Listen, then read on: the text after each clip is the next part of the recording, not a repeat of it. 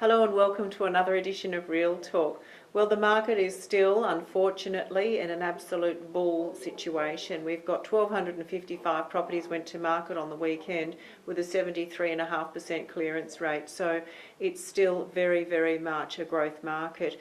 Analysing the figures, it's really unusual. I can't remember a time when we had 3 years of such amazing growth back to back like we've had.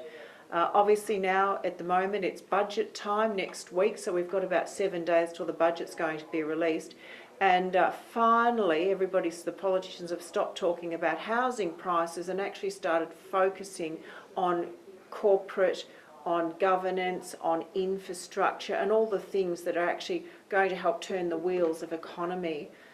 They're describing the budget as going to be an infrastructure binge, and I think they absolutely need to do that. What I find so frustrating is the average Australian today is much, much more savvier than the average politician. And I think we're all a little bit tired of the humdrum rant and rave that they're pulling at straws and blaming this and blaming that. Just get some infrastructure going, encourage people to buy properties outside of the Western Ring Road, deliver the amenity, give them the shops and the cafes and the lifestyle, work-life balance, focus on employment, focus on driving better industries and better job opportunities, and I think we'll see a nice levelling out of the property market.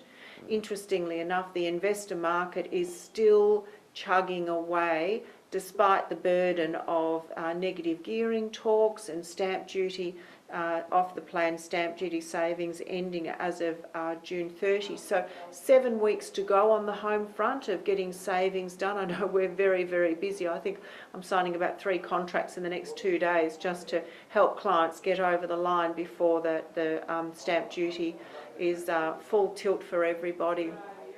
It is frustrating times.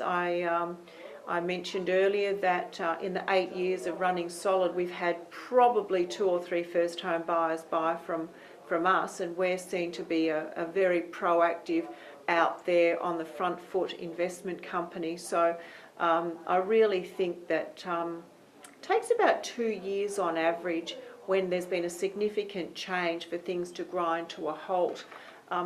Being involved with so many developers, I know how restricted they are at the moment by competing with Asian investors coming in and buying plots of land.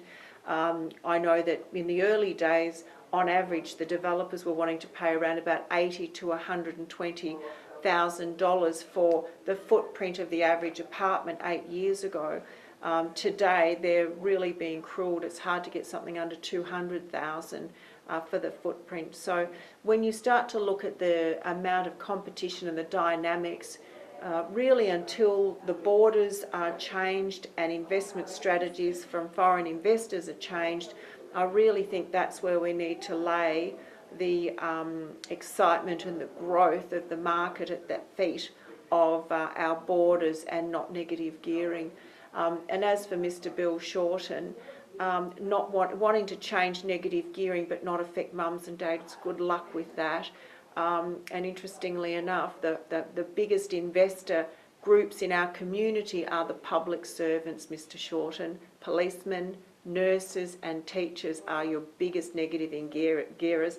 Takeaway being mums and dads, I really fail to understand. All I can imagine is that it's just talk is cheap, and it is just stirring the pot. We're really sick of this pot, Mr. Shorten. Find something else to actually go and make a difference, instead of just being no to everything that the current government says yes to. Let's see some real leadership in the budget. Let's see some real going ahead with encouraging Australians to get their superannuation and their investment strategy nailed. Thank you so much. Apologies for the rant, and look forward to chatting with you next week. Bye.